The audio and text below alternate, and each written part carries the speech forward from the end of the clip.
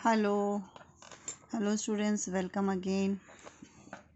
आज हम कंप्लीट कर लेंगे लेसन 7 वाटर। तो आज टॉपिक है tides. People who live in coastal areas known that the sea water generally rises and fall twice.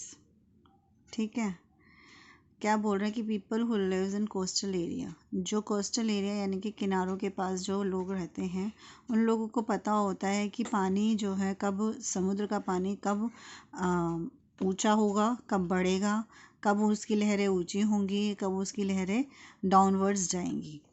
तो उनको मालूम है कि ये राइज एंड फॉल करती है ट्वाइस एवरी डे। हर रोज़ जो है ट्वाइस वो राइज एंड फॉल करती है ऑलमोस्ट एट रेगुलर इंटरवल। और हर रोज़ उनका जो ये मूवमेंट है हर रोज़ होता रहता है, राइज एंड फॉल होती रहती है। ठीक है, दिखाई दे रहा है ना। This phenomena of alternate rise and fall in the level of sea water is called tide। और जो ये वाटर जो ये वेव्स होती है जो ऐसे ये राइज कर रही है, फिर नीचे आ रही है, फॉल कर रही है, फिर राइज कर रही है, अपवर्ड्स जा रही है, फिर डाउनवर्ड्स जा रही है, फिर अपवर्ड्स जा रही है, फिर डाउनवर्ड्स जा रही है, ये फिनोमिना जो इसको भी ये बोलते हैं, ये छोटे छोटे टाइड्स होते हैं ये। ठीक है, छोटे छोटे टाइड्स होता है। और समुद्र में जो आसपास जो कोस्टल एरिया में जो रहते हैं उन लोगों को उसके बारे में जनरली लहरों से ही पता चल जाता है कि टाइड्स आने वाले हैं या नहीं आने वाले, और कब आ जाएंगे, कितने कितने टाइम बाद आएंगे, सुबह आएंगे, शाम को आएंगे, 2 घंटे बाद आएंगे, 3 घंटे। लहरों से ही वहाँ किनारों पर रहने वाले लोगों को पता चल जाता है। The tides are mostly experience in oceans and sea. जो टाइड्स है वो ज़्यादातर एक्सपीरियंस होता है ओशन एंड सीज में।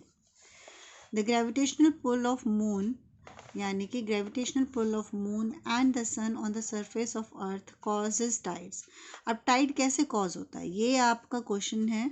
How the tide are caused, कैसे कॉज करता है, कैसे बनता है। टाइड बनता है ग्रेविटेशनल पुल से। ग्रेविटेशनल पुल किसकी, आपको पता है ग्रेविटेशनल पुल हमारी अर्थ की भी है, तो ऐसी ग्रेविटेशनल पुल जो है मून की भी होगी और सन की भी होगी, है ना। तो उन दोनों की, मून की और सन की ग्रेविटेशनल पुल से हमारी धरती पर जो है टाइड बनता है। ठीक है, actually tide follows the apparent movement of moon.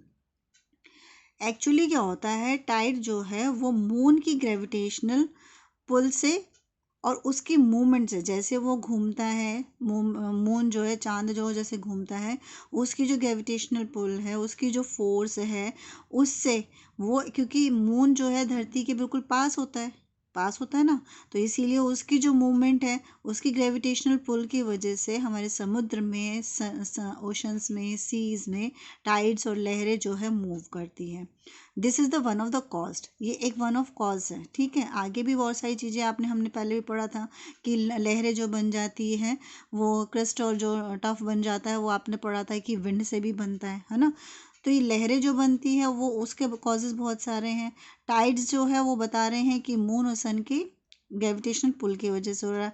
Gravitational pull, moon हमारे अर्थ के बिल्कुल पास है, तो movement of the moon due to its closeness to the earth, क्योंकि वो अर्थ के बिल्कुल पास में है, इसीलिए उसकी मूवमेंट, उसकी ग्रेविटेशनल पुल की वजह से हमारे टाइड्स का फॉर्मेशन होता है। Tides are of 2 types. अब टाइड्स 2 तरह की होती है। क्वेश्चन है आपका फिर से एक को, this is another question, how many types of tides are there. There are 2 types of tides, high tide and low tide. ठीक, the rise in water level is called high tide. जब पानी जो है, लहरें जो है समुद्र में बहुत ऊंचे उस पे जाती है, किलोमीटर्स पर बहुत ऊंची जाती है, तब उसे हाई टाइड बोलते हैं। While the fall in a water level is called low tide. और जब वो लहरें फॉल करती हैं तो वो नीचे, जब नीचे जाती है, फॉल करती है, तब वो लो टाइड होती है। The tides do not rise in the same height every day. हर रोज सेम लेवल पर या सेम हाइट पे टाइड नहीं बनती हैं। The relative position of moon and the sun with respect of the earth is responsible for the variation in height of tides। the relative position of moon and the sun, क्या बोल रहे हैं इस line में, सन और moon की जो position है with respect to the earth, अर्थ के लिए, अर्थ अकॉर्डिंग टू अर्थ जो सन और मून की जो पोजीशन है, दैट इज रिस्पॉन्सिबल, वही responsible for variation of height of the tide. जो सन और मून की जब पोजीशन चेंज होती है, हम देखते हैं रात में किस साइड होता है, सन मॉर्निंग में ईस्ट में होता है, सेट होता है वेस्ट में होता है, तो वैसे ही मून की भी पोजीशन चेंज होती है। तो जो मून और सन की जो पोजीशन चेंज होती है, उसी वजह से हमारे जो समुद्र में लहरें जो है, जो टाइड्स हैं, उनकी हाइट का चेंजेस होता है।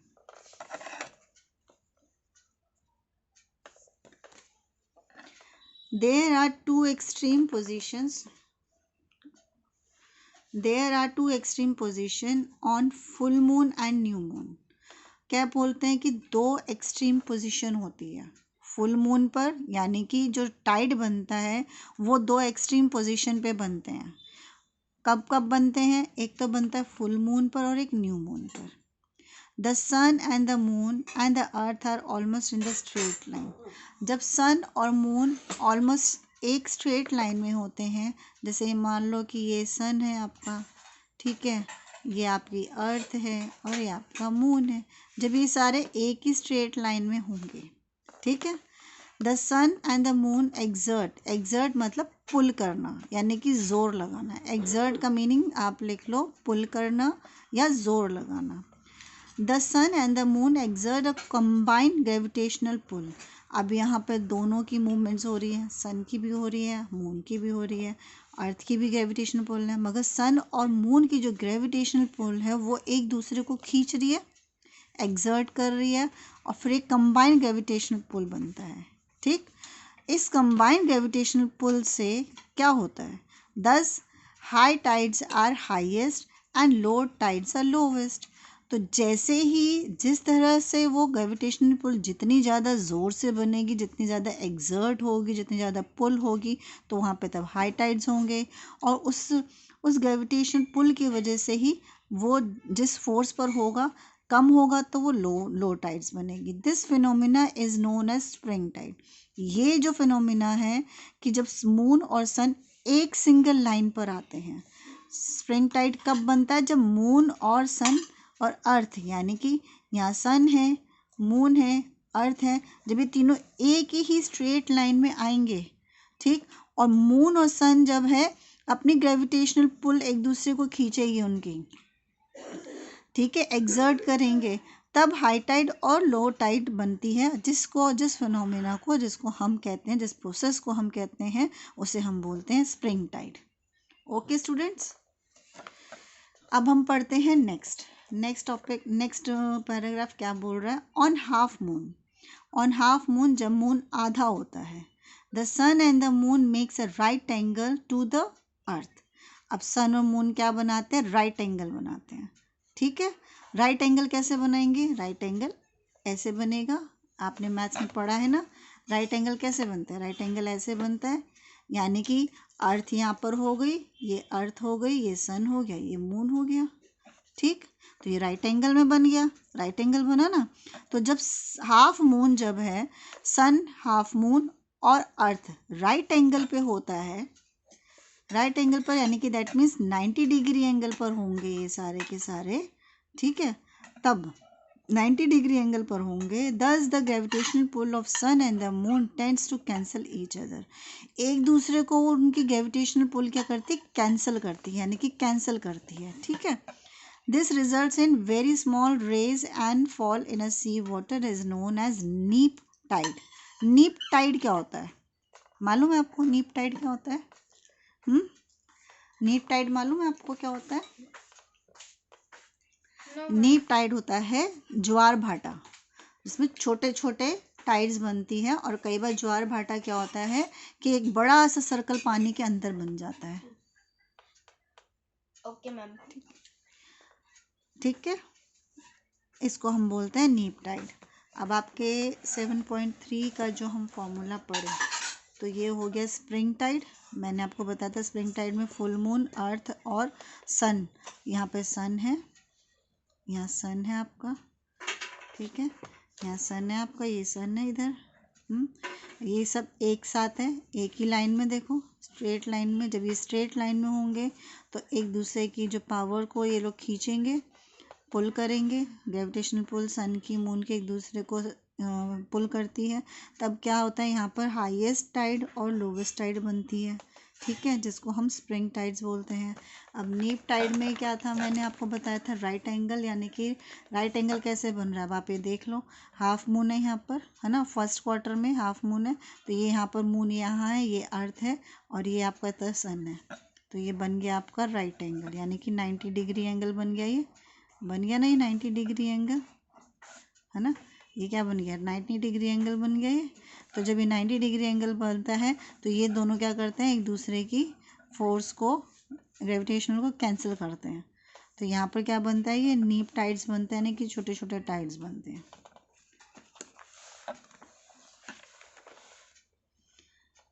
Importance of tides. Tide makes some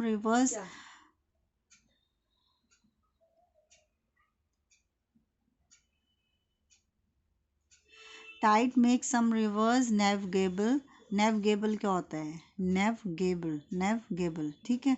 navigable क्या होता है, बताओ क्या होता है नेविगेबल? नेविगेबल नहीं मालूम। नेविगेबल नहीं मालूम।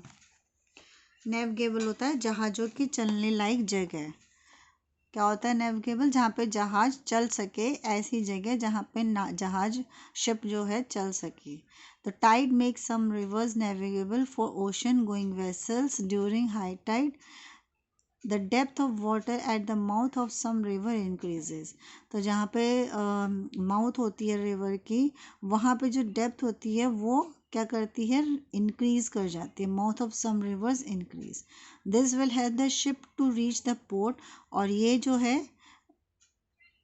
क्या बनाती है, एक रास्ता बनाती है ये टाइड्स। कुछ रिवर्स जो है ऐसे रास्ता बना देती है जिससे शिप को कोस्टल एरिया यानी कि पोर्ट पर, किनारों पर आने के लिए हेल्प करते हैं। The importance of Kolkata port on river Hooghly and the London port on the Thames, ये क्या बोलेंगे, इसको बोलेंगे Thames, is due to tide, ठीक है। ये सब किस लिए है, यहाँ पर ये जो पोर्ट है इधर इसलिए बनाया गया है क्योंकि हमारी लहरों के वजह से शिप जो चलता है वो लहरों की वजह से चलता है ना। तो इसीलिए वो जो लहरें होती है, ये जो टाइड्स हैं, ये टाइड्स जो है कई बार शिप को किनारे पे लाने के लिए यानी कि पोर्ट पे लाने के लिए भी हेल्प करते हैं। Tide helps to clear the sediment deposit by rivers on their bed and thus prevent siltation of harbors. क्या बोल रहे हैं कि टाइड जो है, जो भी नदी की वजह से, नदियाँ जब आती है समुद्र में मिलने के लिए, तब वहाँ पर जो सेडिमेंट डिपॉजिट कर देती हैं, तो टाइड क्या करती हैं, वो डिपॉजिट वहाँ से हटा देती हैं, ठीक है। हार्बर क्या होता है, हार्बर होता है बंदरगाह, यानी कि पोर्ट हो गया, ठीक। During high tide saline sea water, the saline sea water जो क्या होता है,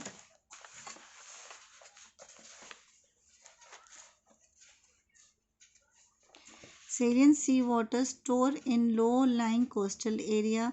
This saline water is spread out in the field and used to make common salt.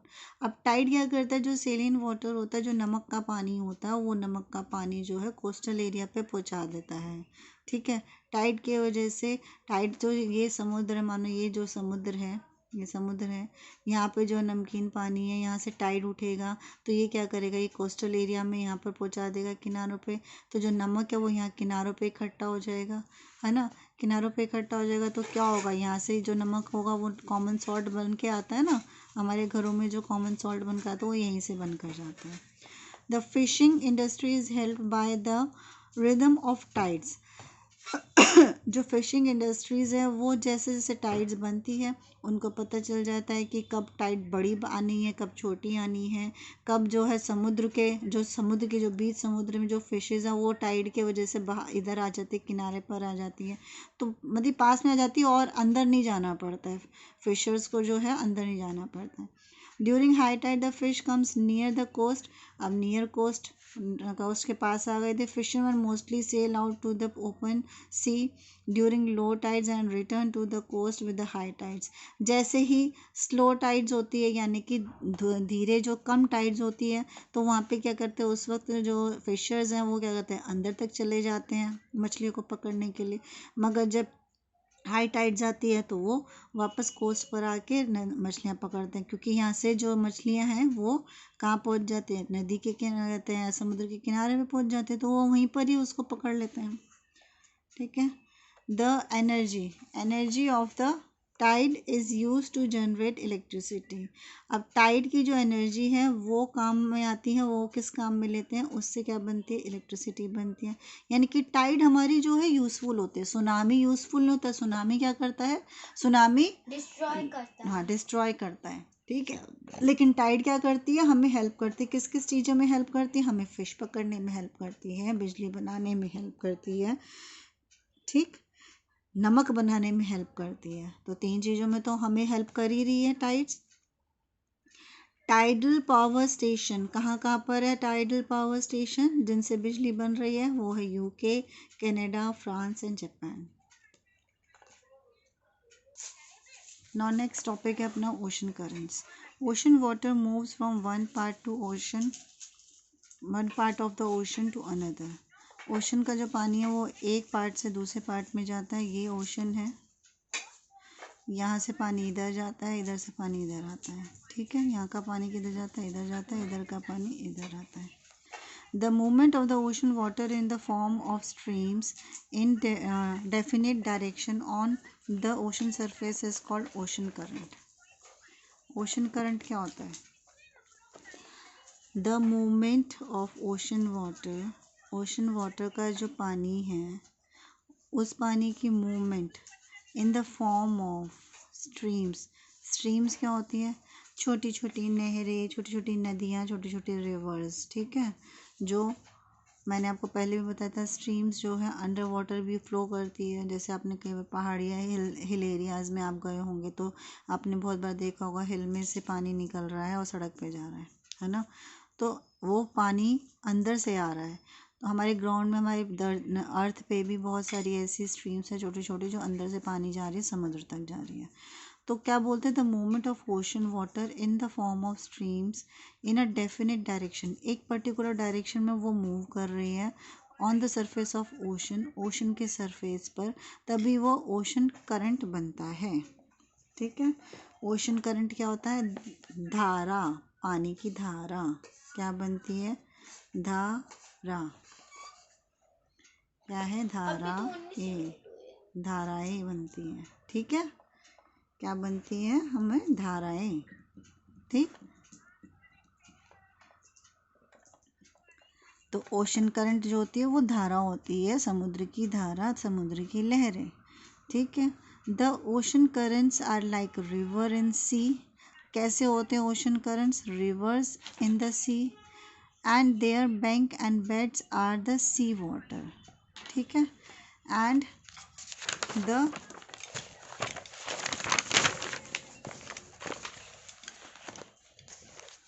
movement of current is visible on ocean surface. ocean currents develop due to the, अब ocean currents कैसे कैसे develop होती है, क्या क्या reasons है ocean currents का develop होने का, क्या क्या reasons है, variation in temperature of ocean water, जैसे जैसे टेम्परेचर जो है ओशन वाटर में जब चेंजेस होता है तब। ठीक, variation in density of ocean water, water की जो डेंसिटी यानी कि थिकनेस जो है वाटर की उस पर डिपेंड करता है। डायरेक्शन ऑफ प्रिवेलिंग विंड्स, जो ओशन के ऊपर जो पानी जो हवा जो बह रही है उसकी डायरेक्शन पे भी डिपेंड करता है ocean current. Rotation of the earth rotate करती है, उस पर भी ओशन करंट्स बनती है, उसके वजह से भी बनती है। Shape and position of the coast, अब कोस्ट की जो है, कोस्ट यानी कि जो बंदरगाह है, जो किनारे हैं, उनकी शेप और उनकी पोजीशन पे भी डिपेंड करता है। ठीक है, the direction and movement of ocean current is largely controlled by the direction of the prevailing winds. अब जो ओशन करंट्स की जो डायरेक्शन है वो ज़्यादातर किससे कहते हैं कंट्रोल होती है, किससे कंट्रोल होती है, ओशन पे चलने वाली हवा से कंट्रोल होती है। The general circulation of ocean current is clockwise. Circulation कैसा होता है, यानी कि हवा का सर्कुलेशन, समझ गया? हवा का सर्कुलेशन क्या होगा, जैसे हवा ये क्लॉकवाइज जा रही है, ठीक, क्लॉकवाइज आ रही है, ये क्लॉकवाइज आ रही है, क्लॉकवाइज आ रही है, ये जो सर्कुलेशन जो हवा घूम रही है, ठीक है, वो क्या होती है, द जनरल सर्कुलेशन कैसी होती है of ocean current is clockwise in north hemisphere. North hemisphere में कैसी रहेगी, नॉर्थ हेमिस्फेयर में क्लॉकवाइज चलेगी, और सदर्न हेमिस्फेयर में कैसी चलेगी, एंटी क्लॉकवाइज चलेगी, ठीक है। The ocean currents are often narrow and swift. कभी नैरो हो जाती है, कभी स्विफ्ट हो जाती है ocean currents. They move at a speed of 3 to 10 kilometres per our.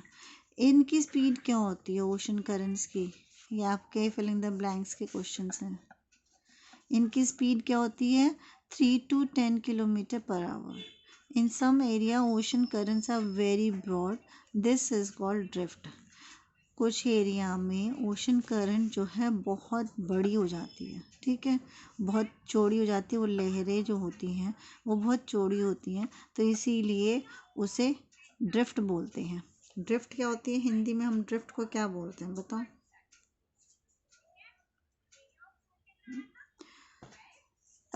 जो चौड़ी चौड़ी लहरें हो जाती हैं उनको ड्रिफ्ट बोला जाता है। On the basis of the temperature ocean currents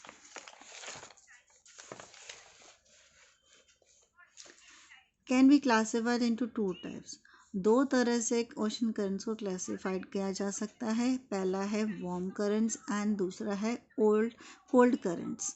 the difference in the temperature between warm and cold current is only few degree.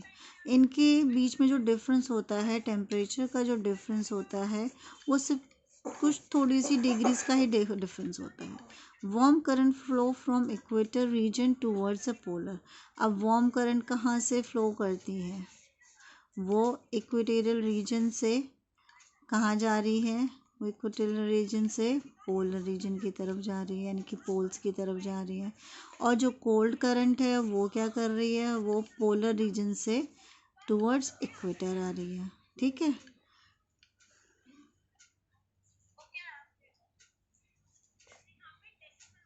जैसे हम यहाँ पर इस वाले पैराग्राफ में पढ़ेंगे, ये जो पिक्चर दी हुई है 7 पॉइंट, ठीक है, ये देखो ये रहा। आप अपनी बुक को खोल के देखो, आपको पता चल जाएगा। तो यहाँ पर क्या है, हमारा इक्वेटर कहाँ है, ये रहा हमारा इक्वेटर, ये है ना इक्वेटर, ये अपना हम लोगों का इक्वेटर चल रहा है, इक्वेटर है यहाँ से, ठीक है, ये अपना इक्वेटर है। क्या है, ये इक्वेटर है।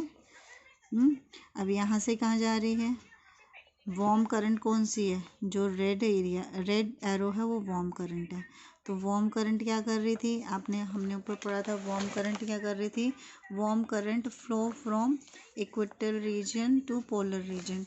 वार्म करंट इक्वेटर रीजन से जा रही है, यानी कि यहाँ से जा रही है, यहाँ से कहाँ जा रही है, ये देखो यहाँ से ये कहाँ जा रही है, ये जा रही है पोलर रीजन की तरफ जा रही है ना, जा रही है ना, पोलर रीजन की तरफ जा रही है। ये देखो यहाँ से ये घूम कर यहाँ जा रही है ना। तो ये हो गई वार्म। और जो ब्लू वाली है वो कोल्ड करंट है। वो क्या है, कोल्ड करंट क्या कर रही है, वो पोलर रीजन से इक्वेटर की तरफ आ रही है। ऊपर है, ऊपर वाली इधर इक्वेटर की तरफ आ रही है, नीचे वाली भी जो है वो इक्वेटर की तरफ जा रही है, ठीक है। तो ये डिफरेंस है, ये ध्यान रखना, आपको डिफरेंस बताना पड़ेगा कि वार्म करंट क्या होती है और कोल्ड करंट क्या होती है। Current of Pacific oceans in northern hemisphere, कौन कौन से करंट्स हैं पैसिफिक ओशन में, कौन कौन से करंट्स हैं, ये आपको याद करने हैं, ठीक। ये आपसे क्वेश्चन पूछा जा सकता है कि जैसे कि जापान करंट जो है वो वार्म है या कोल्ड है। पहले तो ये पूछा जाएगा जापान करंट जो है वार्म है या कोल्ड है, और ये कहाँ पर है, तो आप उसको बताओगे नॉर्दर्न हेमिस्फेयर में, ठीक है। और ये किसका पार्ट है, ये पैसिफिक ओशन का पार्ट है, ठीक, तो क्या है current of Pacific ocean. Pacific ocean का जो करंट्स है वो नॉर्दर्न हेमिस्फीयर में कौन कौन से हैं, दो है, नॉर्दर्न हेमिस्फीयर के और सदर्न हेमिस्फीयर के। नॉर्दर्न हेमिस्फीयर में कौन कौन से हैं, नॉर्थ इक्वेटोरियल करंट वार्म होती हैं, जापान कुरोशियो करंट वार्म होता है, नॉर्थ पैसिफिक करंट वार्म होता है, कैलिफोर्निया करंट कोल्ड होता है। ठीक है, और सदर्न हेमिस्फीयर में क्या होगा, ये south equatorial current warm, east equatorial current warm, waste wind drift cold, Peru current cold.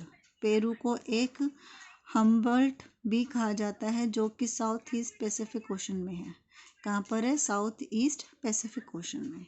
ठीक है, अब current of Atlantic ocean. Atlantic ocean के करंट कौन कौन से हैं, नॉर्दर्न हेमिस्फीयर में नॉर्थ इक्वेटोरियल करंट जो वार्म है, गल्फ स्ट्रीम वार्म है, नॉर्थ अटलांटिक ड्रिफ्ट वार्म है,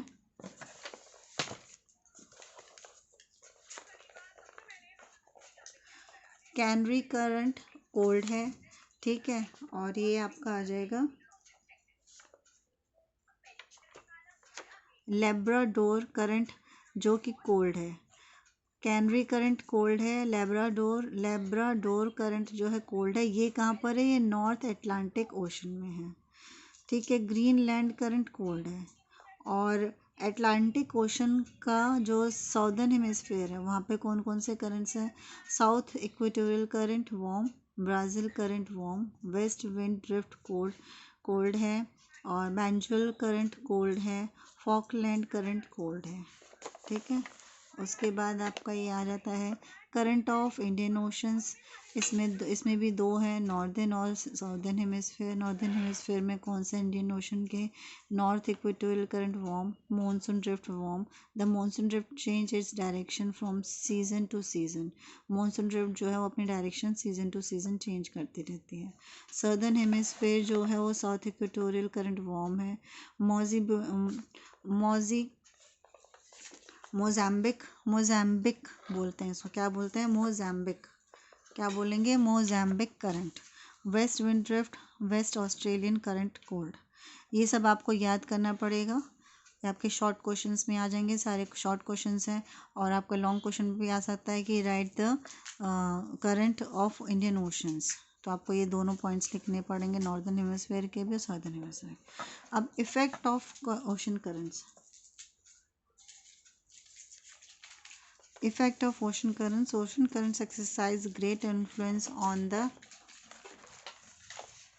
climate and economic activities of coastal areas. Some of them are as under. क्या बोल रहे हैं कि जो ओशन करंट्स हैं उनका जो इन्फ्लुएंस है वो बहुत ज़्यादा कोस्टल एरिया के क्लाइमेट पे डिपेंड करता है। अब जब क्लाइमेट कैसा होगा उसी हिसाब से इकोनॉमिक एक्टिविटीज़ पे भी इफ़ेक्ट करेगा। अगर ओशन करंट्स में चेंजेस होंगे, वहाँ पे ज़्यादा हाई टाइड्स होगा तो क्या होगा, फिशरमैन जो है वो मछलियाँ नहीं पकड़ पाएंगे तो इकोनॉमिक जो है कम होगी, इकोनॉमी कम होगी ना, कमाई कम होगी। और अगर टाइड्स जो है नहीं होंगे ज़्यादा अच्छी वो चल रही होंगी, लहरें होंगी, नॉर्मल एटमॉस्फेयर होगा, क्लाइमेट होगा, तो फिशरमैन जाके फ़िश पकड़ेंगे, बहुत ज़्यादा पैसे कमाएंगे। अब कैसे कैसे होता है ये इफ़ेक्ट, कैसे कैसे होता है ये देखो, ये कौन कौन से हैं, ये रहे। तो ये आपके क्वेश्चंस आ सकते हैं, ये अंडरलाइन कर लो, ये क्वेश्चन इंपॉर्टेंट है, पॉइंट्स, इन पॉइंट्स को आपको याद करना है। ठीक है, the ocean currents influence the distribution of temperature over the globe. पूरे ग्लोब पर, पूरे वर्ल्ड पर उसके टेम्परेचर के डिस्ट्रीब्यूशन से इन्फ्लुएंस होता है। The warm and the cold current increase और decrease the temperature of the coastal areas. जो वार्म करंट है और कोल्ड करंट है वो क्या करता है, टेम्परेचर जो किनारों का जो टेम्परेचर वो इंक्रीज करता है, डिक्रीज करता है।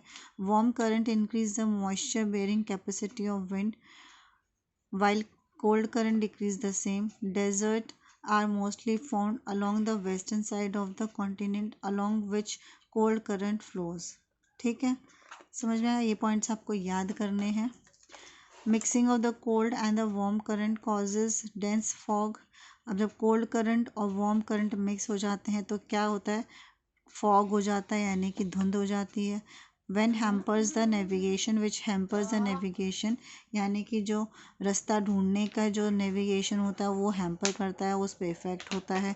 जब ज़्यादा धुंध हो जाएगी तो क्या होगा, दिखाई नहीं देगा ना। The best fishing ground of the world are found where warm and cold current meet. और कहाँ पे बेस्ट फिशिंग ग्राउंड कौन सा होता है, ये क्वेश्चन है आपका। वर्ल्ड का बेस्ट फिशिंग ग्राउंड कौन सा होता है, जहाँ पे वार्म एंड कोल्ड करंट क्या करती हैं, मीट करती हैं, मिलती हैं। Thus the area around Newfoundland and Japan are rich in fish. इसीलिए जो न्यू फाउंडलैंड है और जापान है वो वहाँ पे सबसे ज़्यादा मछलियाँ पकड़ी जाती हैं, मार्केट अच्छी है वहाँ पे मछलियों की। The ocean currents help in navigation. A ship sailing along the current will go faster, thus saving time and fuel। ठीक है, नेविगेशन में हेल्प करता है तो शिप क्या होता है, सेलिंग करने में यानी कि चलने में, समुद्र में चलने में उसको हेल्प मिलती है, वो फास्टर होगा, टाइम भी वेस्ट नहीं होगा, फ्यूल की भी वेस्टेज नहीं होगी। The warm currents help in keeping the seaport ice free।